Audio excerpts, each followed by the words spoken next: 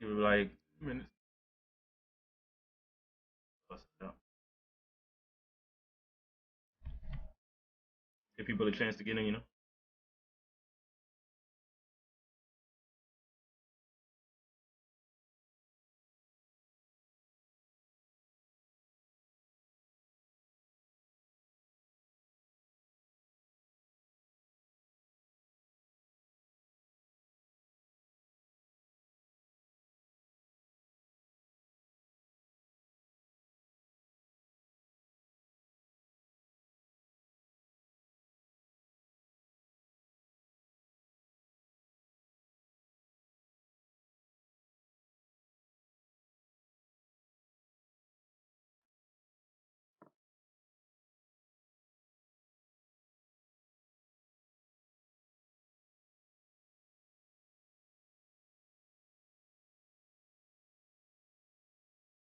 I,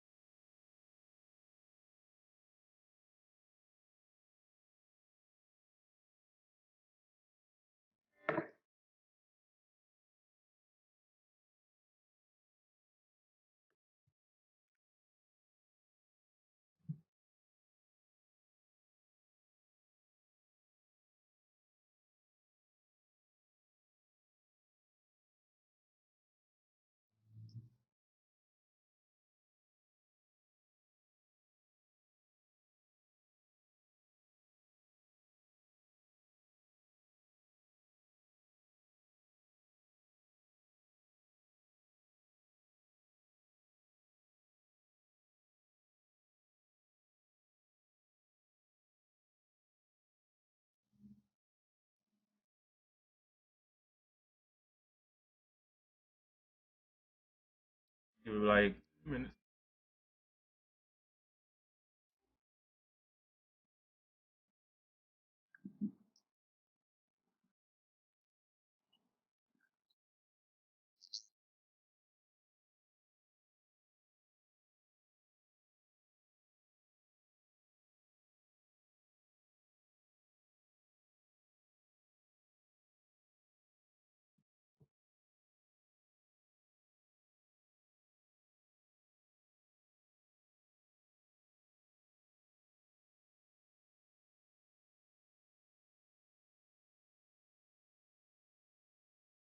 yep.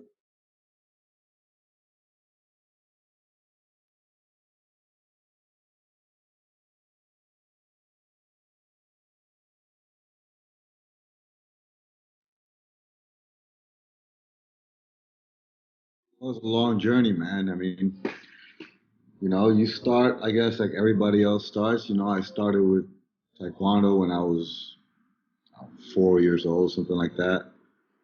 But I was a little crazy, had a little too much energy. I was running around the house, kicking everything I could. And my parents were like, "Yo, you gotta slow it down. Let's try piano or something else." And then when I was like 11, I asked to be enrolled in a karate school, and I started doing Shotokan in Queens, Mm-hmm. and it was cool, but there was something missing. I was bored. It's just something's off. Right. So a year later, I found a Jeet Kune Do school. This Mm. was like roughly 1987. It was, and the school is still around now. It's got different owners. It was New York Martial Arts Academy. Mm. Back then, it was owned by a guy called Neil Khalif. And Neil was the head instructor under, under the same branch that it's around now. It's Danny DeSanto and Surachai Sursut. And back then, Salim Asli was really in the game at the time. And Paul Dutoit was the Pijak Silat guy. And Uh, uh, Larry Hartzell was a famous Jeet Kune Do grappler back then who was combining a lot of the JKD concepts with wrestling mm. and submission grappling. And I started there. And I was doing, the Kali and the Wing Chun and all that, but I really gravitated to the Muay Thai. I really went to every Muay Thai class I could make.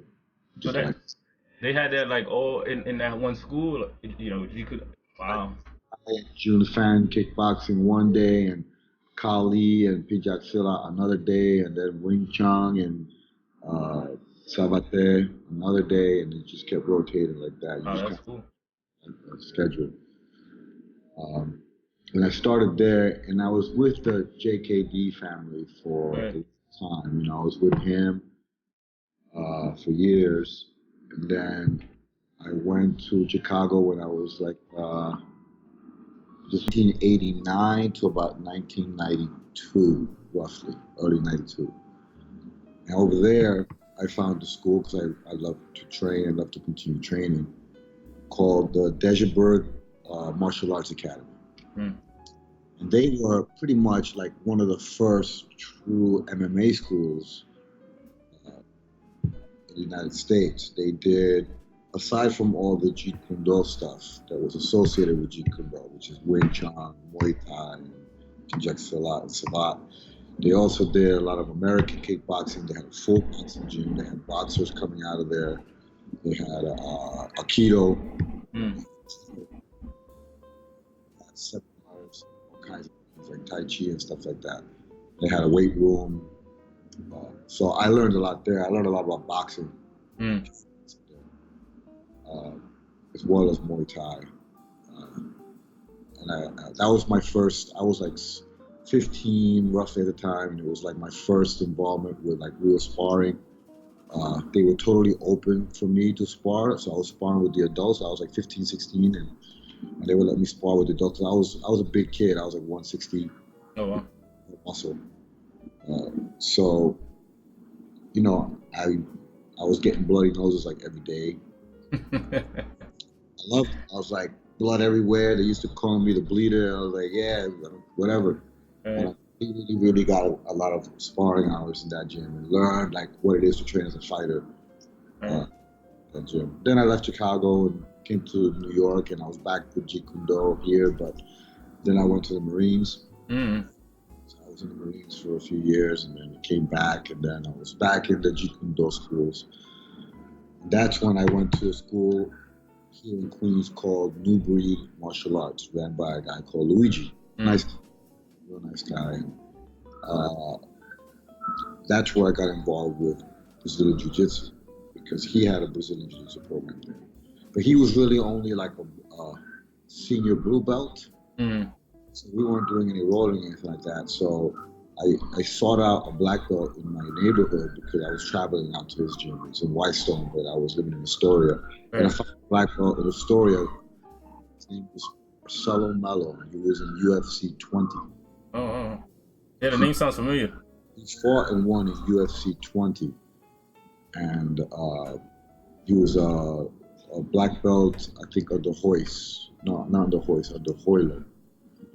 Uh, and that's when I started to do real Brazilian Jiu-Jitsu. We were rolling every day and stuff like that. And then I was like, wow, this is great. And I was doing Muay Thai at the other gym, and he was like, you know what, since you're doing, Brazilian Jiu-Jitsu with this guy, you know what, I might as well take you to a Muay Thai gym. And he took me to the Watt, Mm.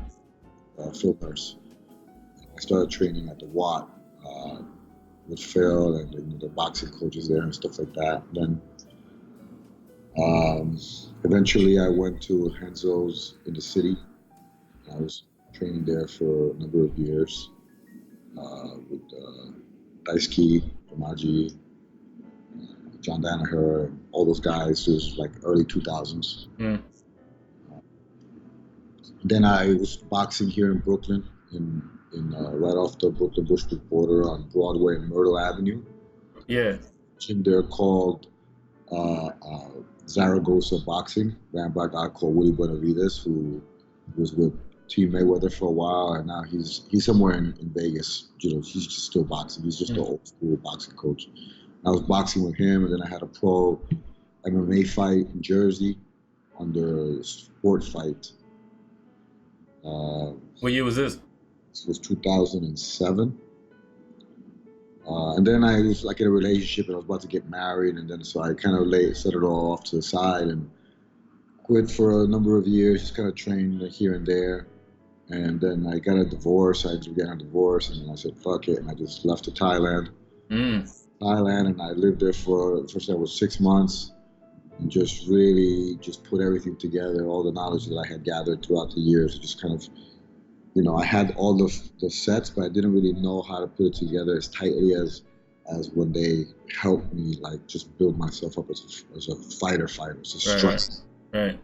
That's really where I found myself, And then I've been doing Muay Thai, coaching and teaching Muay Thai since I left there in 2013, and I've went back for a couple of months in 2016, and now I have my own gym. I after I got back the first time from 2013, I got offered a coaching position at Gleason's gym. Which is a world famous boxing gym, and I knew the one of the assistant managers, Sonia Lamonakis. She's the CEO of USA Boxing, and we spar together in Thailand. She took the time to kind of learn something new and take a vacation at the same time, and she was boxing over there, and so we met over there, and so she offered me the position in Gleason's, and so I took it. So that was great because I had already boxed a lot, but now Gleason's became my business/learning environment. So I had a chance to work with a lot of super high-level boxers, world champion pros, and stuff like that. I got to all the coaches there always really helped me out and taught me different things and stuff like that. I was there for 5 years and just absorbing all the knowledge I could, sparring with a lot of their pros and stuff like that, and really brought up my boxing level up. So that completed my journey along with Thailand to becoming an all-around striker, and that's what I've developed into. Yeah. Now, my own gym. Right. So I want to go back to something when you said that you went to the Marines. What put you on the path you feel like to join in the military? And how did martial arts help you with that? I was a really dramatic teen, and I was just walking down the street one day, looking at the sky, going, "I need to travel, see the world, a warrior, the vision, Marine Corps. Fuck yeah!" I walked into the recruiting office, and he's like, we took the exam and stuff. He's like, you could do, I took the exam and I scored high. I was always kind of like a bookwormy kind of kid. Right. And he's like, you can do any job you want. You don't even have to go to Marine Corps. You can go to the Air Force if you want. But you're here, so what do you want to do? And I was like, I want to do that. I showed him, there's a picture of dude all camouflaged out with a rifle on the boat sneaking through the jungle. Right. Like, oh, all right. Well, you're going to be a grunt. Right. That's how you start. So he put me in the infantry. And, yeah, next thing you know, 8 months later, I was being shipped out. Wow, where to? Where they send you? They sent me to so it was Jacksonville. Not Jacksonville. It was Paris Highland. Okay. That's South Carolina. Mm-hmm. So it was boot camp in South Carolina, and then School of Infantry in North Carolina. Okay. Like a stationed in North Carolina in Camp Lejeune. It was 2-6 Battalion. Yeah. And what how do you feel the connection with martial arts helped you with the training for It was interesting because martial arts, even by that time, had already taught me very counterintuitive lessons to Marine Corps training. And I'll give you an example. They had this drill they had us do where they put you in a small box. It was maybe 4x4 with another dude. You were only allowed to punch straight. No curve punches, no uppercuts, no hooks, nothing like that. Just punch straight. All right. And I got in there, and they were like hyping you up. Get crazy, boom, just get in there, So it's just a fun, like 30 seconds of just beating the crap out of each other. I got my ass handed. I don't like getting my ass handed. I don't like it. I get my ass handed, man. I've done so much boxing, this and that. It's like, why? I thought about it, and I was like, you know what? I understand their approach, but I don't like their approach. It doesn't work for me. So the next opportunity I had was with the pugil sticks. So we had to like run to the middle with the pugil sticks, hit each other, score 3 points, and then whoever scores 3 points first wins. It was the same thing. It was like, get in there, get crazy, destroy your opponent. And I just looked at my drill instructor, and I just said, yes. He was like, get out, and I was like, yes. And he looked at me, he didn't understand, like I wasn't like getting wild, I wasn't getting crazy. Yeah. And then he just said, go. And I turned around, the other guy ran to the middle, I walked to the middle, and then he charged me with the stick, and I just said, beep, pop, and I just blocked it and hit him right on top of the head. And he tried again, I just kept the same thing, pop, pop, pop, pop, and I just outscored him, and I walked away, and I won. Then my junior instructors were just laughing. They just, whatever fucking works, dude. Get out of here. And that's when I realized that I had my own approach to fighting. Everybody's gonna find, their approach to what works for them in a combat situation. Right. Some people need to be wild and crazy. Some people need to just relax and focus. And I was that. I was a focuser. I was a person that I function best when I'm relaxed, when I'm in my control. My eyes open and see everything, So that was a good lesson, a good combat lesson that I learned from martial arts that I was able to transfer to the Marine Corps in that instance. Anything crazy with the training in the Marine Corps that you were like, damn, I would never recommend this shit to anybody? You know what? I would recommend the military to everybody. I think everybody has an opportunity to get something out of it. There's going to be things that you don't like, and there's going to be things that you do like. It's an extreme environment, that's for sure. It's not for everybody, that's for sure. But there's things that I still get out of it today that carry with me that are really important. Sometimes, like learning to just shut the fuck up. Just shut up and do what you got to do. All right. Get up in the morning. You got to get up in the morning. Just get up in the morning. Yeah. Whatever that is, If you got to get up at 5 o'clock in the morning, okay, you can whine about it, you can cry about it, just do it. That's one thing. Also, when things need to get cleaned, just fucking clean. You got to clean your room, just fucking clean your room and shut the fuck up and clean your room. You'll get done quicker, get done faster, and then you'll be happy about it. So there's plenty you can get out of it. I love training in the field as well. When you're in the field is when you're doing your training and stuff like that. And when you're in garrison, you're basically in the barracks and you're just kind of hanging out. You're taking classes or whatever, and then if it's not a wartime, especially, I wasn't in during wartime. So when it's not wartime, people are bored, and then you have a lot of politics and games, and I hate that. In the field, it's like, okay, you're training, and the politics and everything ends, and combat situation, the politics and everything ends because that guy next to you that you're pissing off, the guy's gonna save your ass.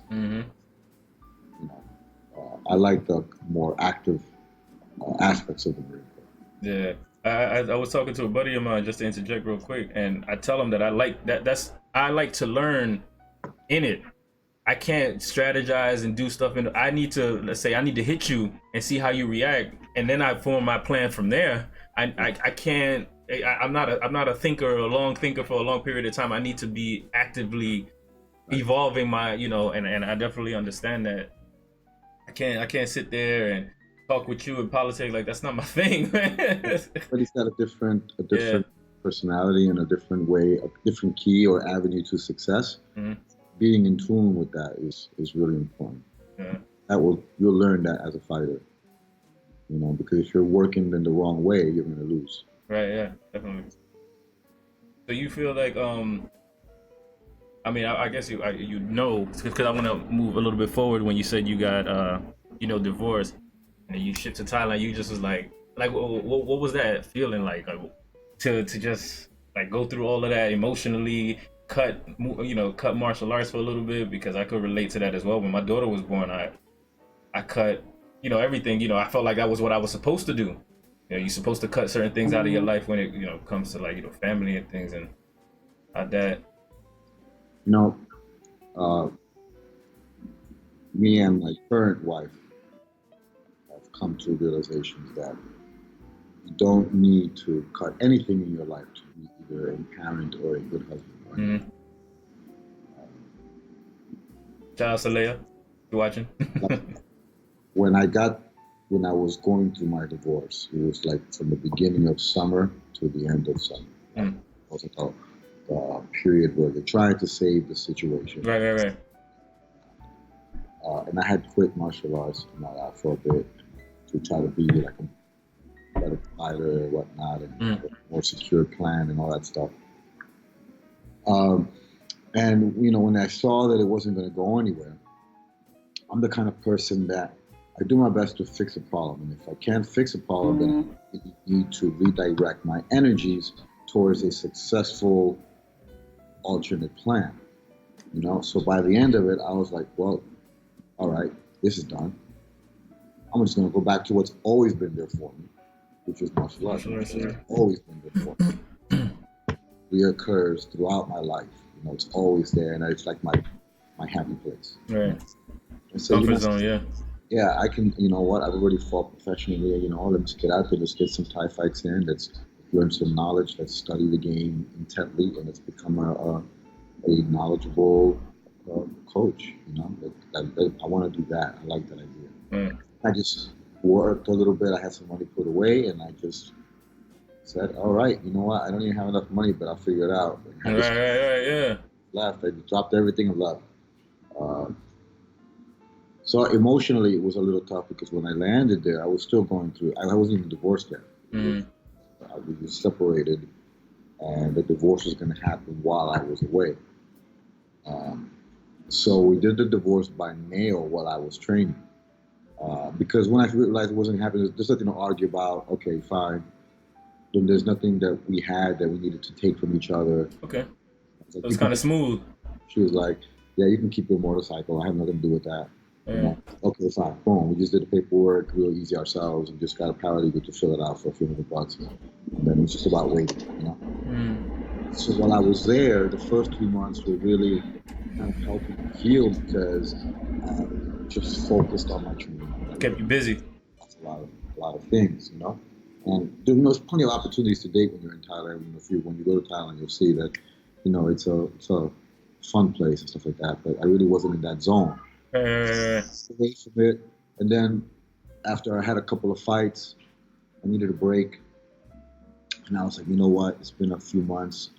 I won one fight, I lost one fight, but I did well in both fights. I fought a guy on my second fight with like 57 fights, and we went 5 rounds, and I had him bleeding at the end, So I was like, it felt good. I was like, I need to get laid. It's time. The emotional connection is over. It's over. I hear that. Walking around. So I took a month. I took like 3 weeks off. 1 second, let me open this door.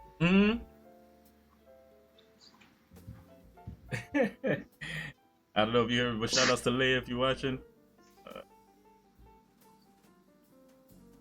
Anybody got any questions for my man? You could definitely let me know, and I'll run it by him.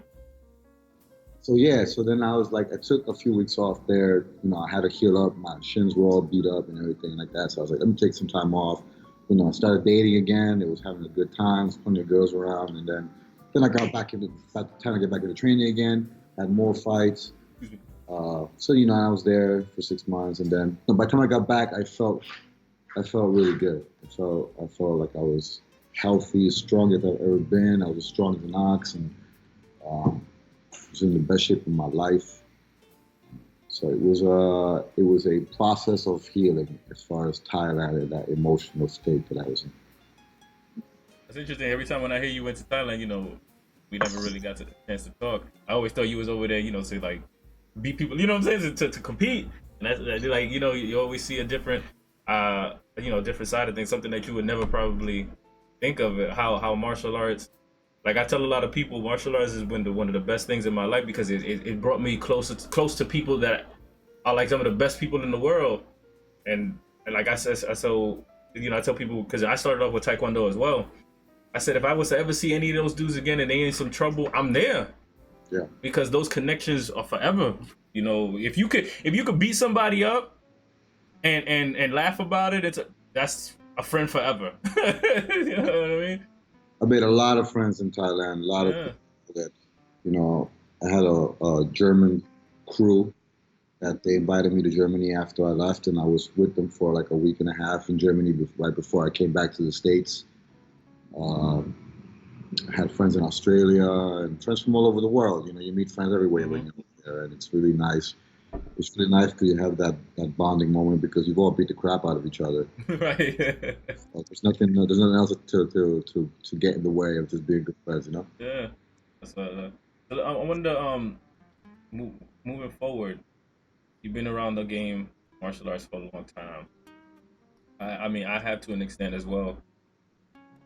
I've had, I wouldn't say trouble, but I guess the question would be, how have you felt, and your mentors have been in martial arts, and how many, I guess you could say, puffed up black belts have you come across in your line of work? Because I've seen a few, and oh man, hmm. You know, what it comes down to is, in general, as far as like manhood is concerned, you know, we all have like these different concepts of what it is to be a man. Mm-hmm. And so typically when I run into a puffed up black belt, as you put it, Yeah, yeah. it's men. Right. Uh, and the situation is like complicated because there's a lot of issues there. First, for one, there is the I need to be the alpha male issue, right? And if you don't have the power to be the alpha male, but you still want to be the alpha male, you'll find ways to puff up false things Mm-hmm. to present yourself in a way that will make you more than what you really are. You know? So I've run into a lot of these guys that are like, yeah, I remember one guy. He was like, yeah, I had 50 bare knuckle fights. And I was like, yeah. He's like, where? He's like, yeah, in South America. I was like, yeah, you got any video? He's like, no, they're too illegal. I was like, all right, man. Well, shit, more power to you, man. Right. That was pretty much the end of the conversation, you know. It's like Right. nothing else to say, you know. It's like, or you'll get into somebody.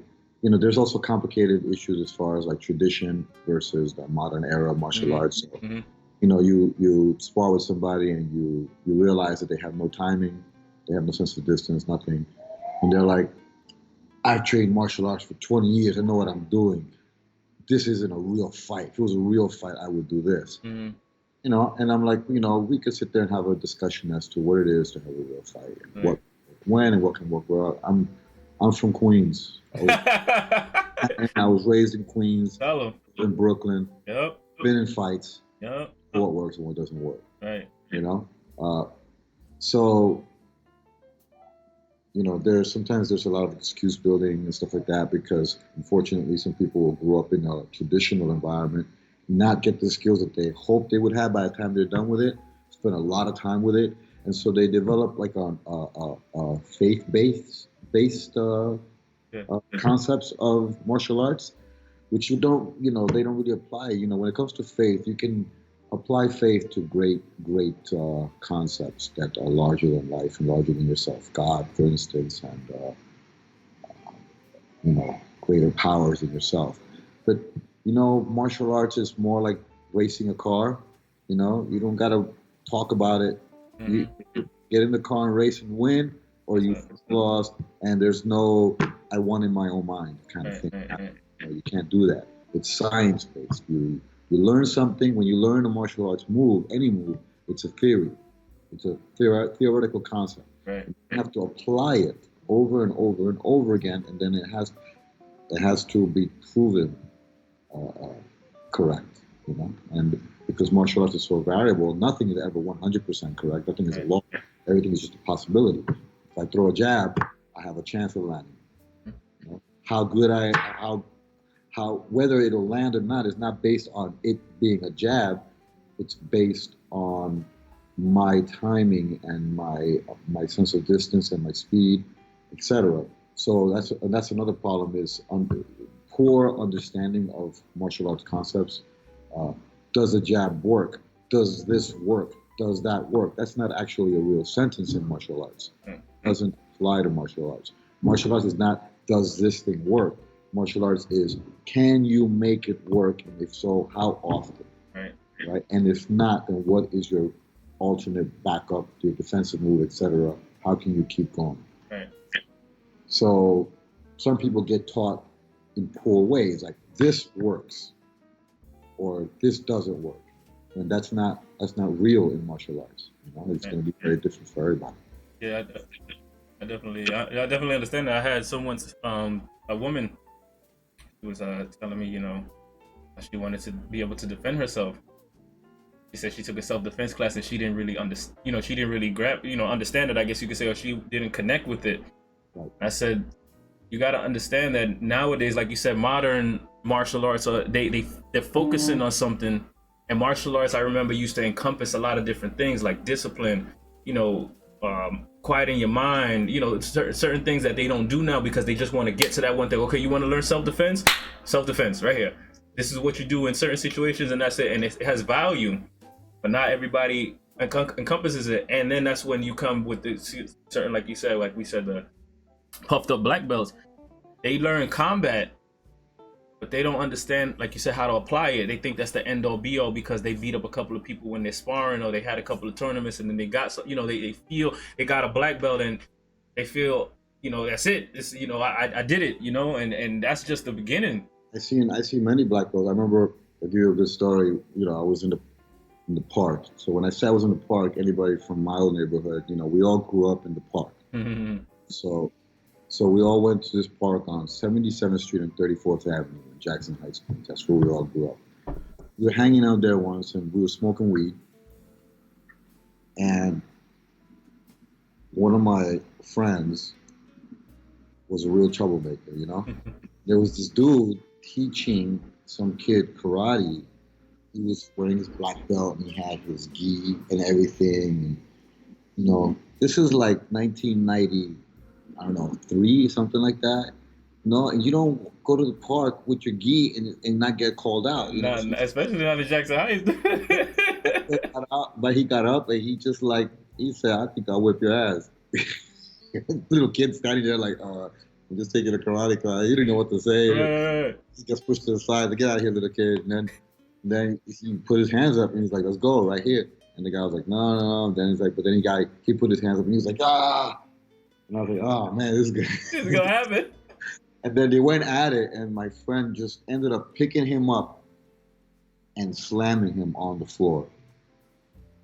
And that was the end of the fight. The guy kind of got up a little groggy, and then he ended up walking home, kind of crumpled up and broken a little bit.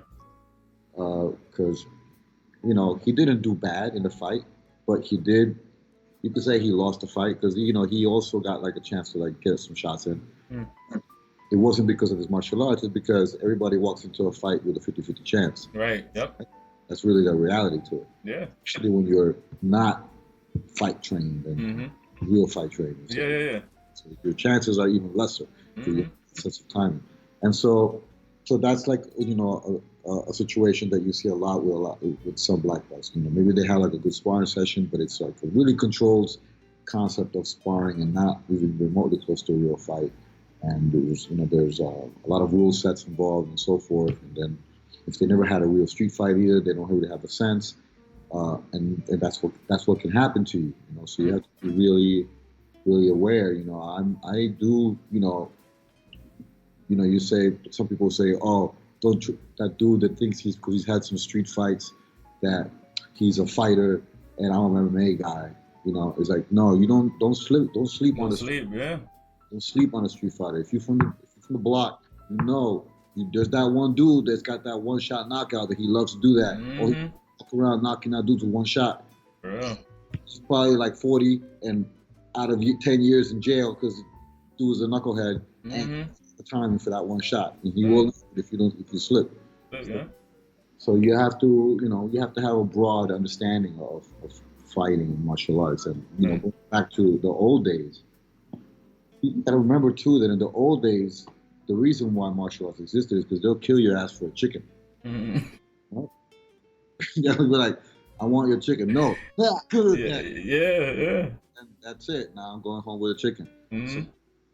So they were constantly in battles in feudal periods during Japan and China. Martial arts were in their peak. They were constantly sparring. They were constantly fighting. They were constantly killing. There were death moves that weren't theory anymore. They already killed probably a few dudes. Samurais were constantly just killing people because they were bullies. So they were just like walking around like American soldiers in Vietnam, capping little kids. If they were the same with their swords, it was like, what? Yeah. But they did that every day. So there was a lot of death, a lot of fighting, a lot involved during the heyday of martial arts, which helped to develop it. Right. Not doing that now in some form of fashion in your training, and you're not really training martial arts. This is why I tell everybody after class, spar. Right. Spar. Got any questions? I'll help you out. Just play a few rounds. A little contact going. Practice. You gotta feel it. You gotta feel it. You gotta practice it. You gotta practice it. You gotta feel for it. Pad is not the same. Yeah. Oh yeah. 100%. 100%. That's it. So moving forward and like kind of gravitating towards the end, we went into a lot of I guess different aspects of it. I wanted to check because quick question, were you raised primarily with both parents? No. My father left when I was 5. He moved to the Bronx.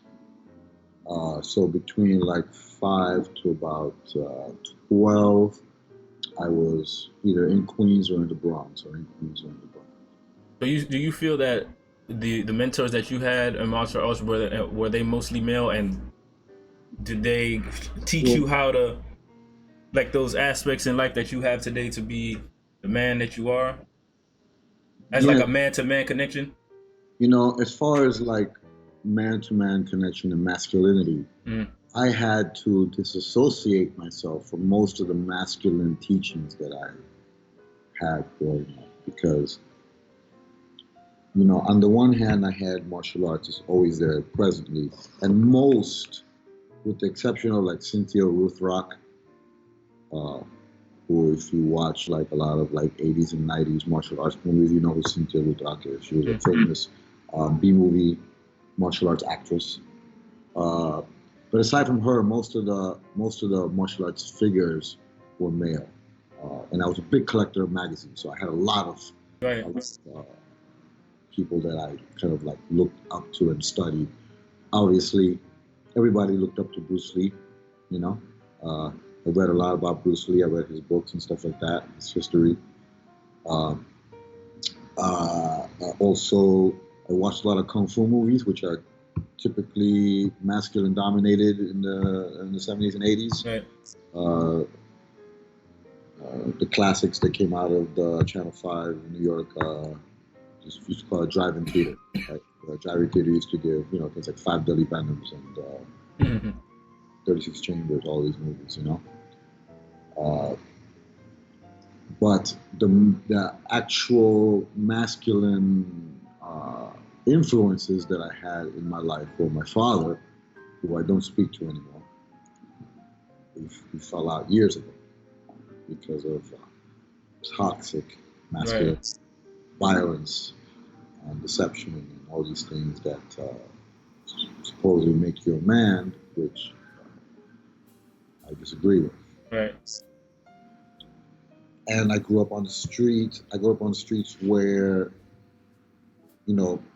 being the man was a thing, and our lessons weren't always, the best. It was like, can you knock that dude out? Take his Money triple. as well. Yeah. Mm-hmm.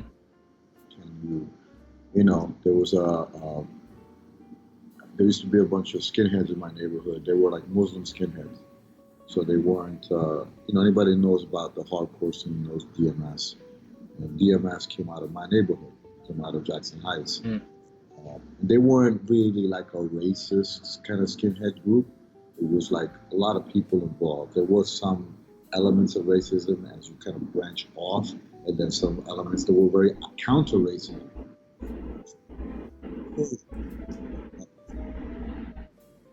I was kind of raised by them. So, we go to the park, and they were always a few years older. They were all tattered up. They were, guns and street fights and things like that. And that was a lot of my influence. But they were also, doing a lot of gay bashing. Mm. There was a couple of guys that had to leave town because they supposedly killed some guy walking down the street. Wow. They did. That's the kind of neighborhood that we lived in. It was very also was Colombian. I grew up in a Colombian family, and my father was a drug dealer. My mother's all her friends were traffickers. My mother was arrested, did time. So in that level, everybody that came over to my house on a Sunday to have dinner was either an assassin, ex Mano Roja from such killers, Yeah. So again, a lot of toxic masculinity. So as I left the nest, went to the Marines and came back, I really had to do a lot of personal searching as to what it really is to be masculine, because there's really very little ideal leadership involved as far as masculinity is concerned. It's a lot of toxic concepts involved that hurt the young man growing up because he has no positive look. We used to have guys like Malcolm X, Martin Luther King, and we end up with guys like Tupac that's yelling who they're going to shoot on something, and that's like our idols. Right. That's not positive. Right. To say dear mama on one side and then I'll kill you all on the other. Right. So we have, right now I think that these newest generations don't really have, especially for those of us that are very comfortable with our masculinity, with our gender, a positive role model where we can be masculine without being threatening, without being homophobic, Right. being toxic with women. It's lacking. So I had to kind of just find my own way. Right. Martial arts did help me in that sense in some ways. Right. I think that it's interesting because we moved into what I was going to ask you about, how I see it as well with young brothers out here, that they're struggling to find masculinity, being what it is to be a man, and just not in the negative sense, because everybody, like you said, especially from our generation when we grew up, that we saw a lot of that. We saw a lot of that negative masculinity or that toxic masculinity, like you said, and it does take you a while to put the pieces together and see what it what it really is to be a man, and Sure. it takes a while. So I Harder. mean, It's even harder for like, I think the young generations are growing up in an environment where they're it's kind of eased off a little bit. They're a mm, little more relaxed, a little bit more chilled. Every generation is kind of a little bit more. The biggest problems I see are actually from people my age. Like when I walk down, where the gym is. The gym is in yeah, Bed-Stuy. And when I run into another old school dude like myself, you see you see that aggressive heart that's in there. Cage, just ready to fight. If you gotta go, everything is very like aggressive, and uh,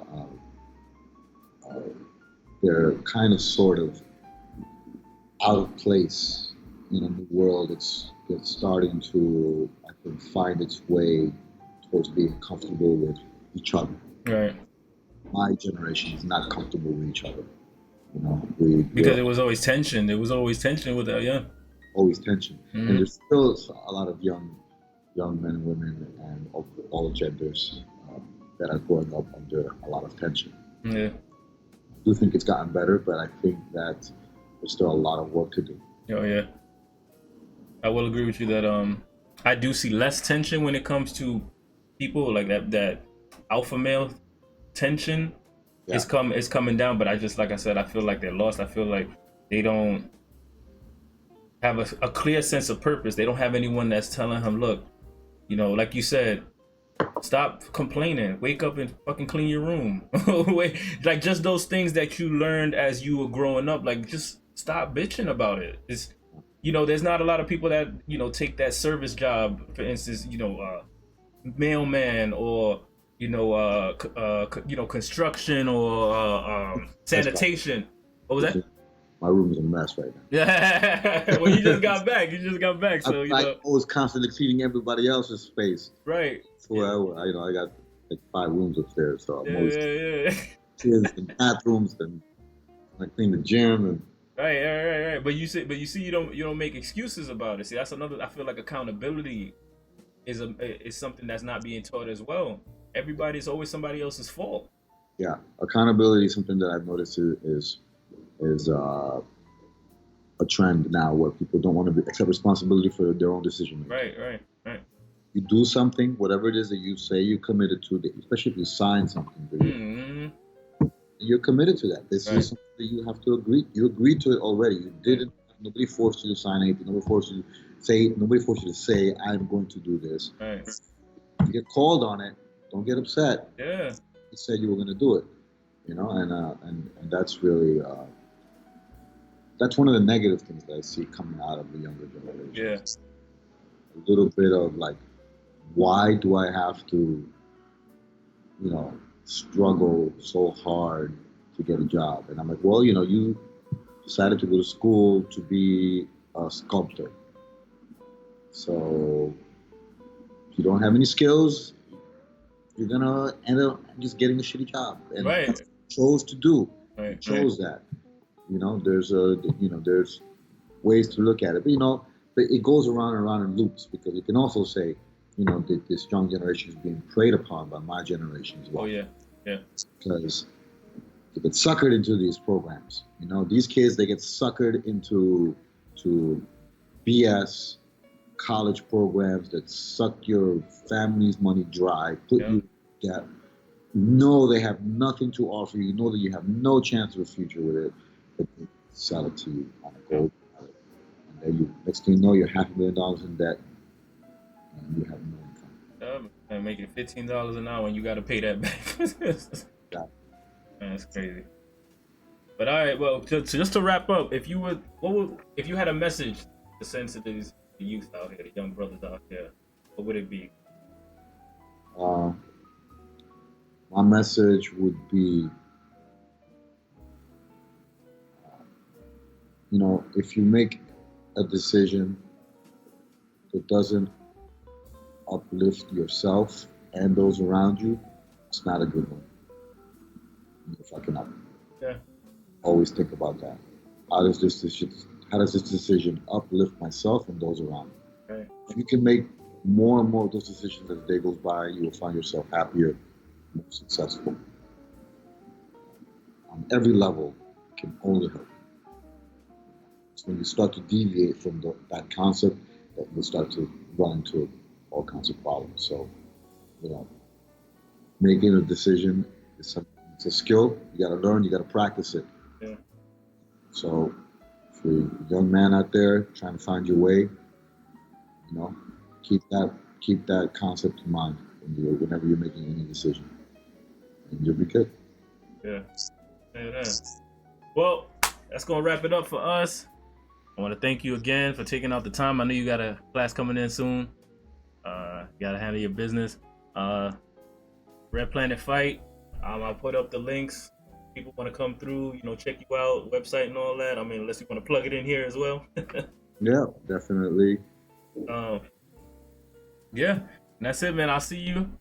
Thank you for taking out the time, brother. And All right. I'll see you later, brother. Thanks. Right. Yeah. Everybody that came through, appreciate it. Hold on, let me put up a scene real fast.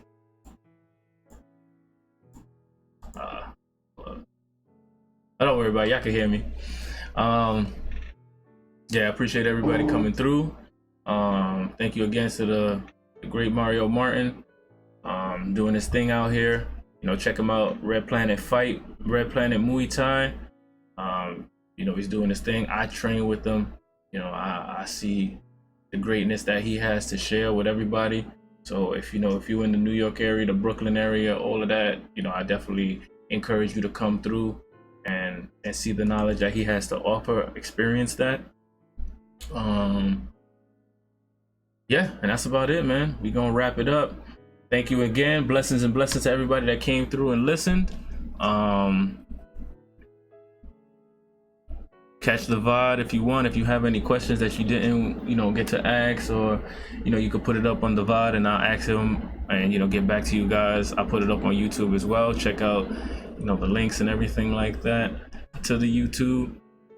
Yeah, and that's it, guys. Y'all take it easy and take care.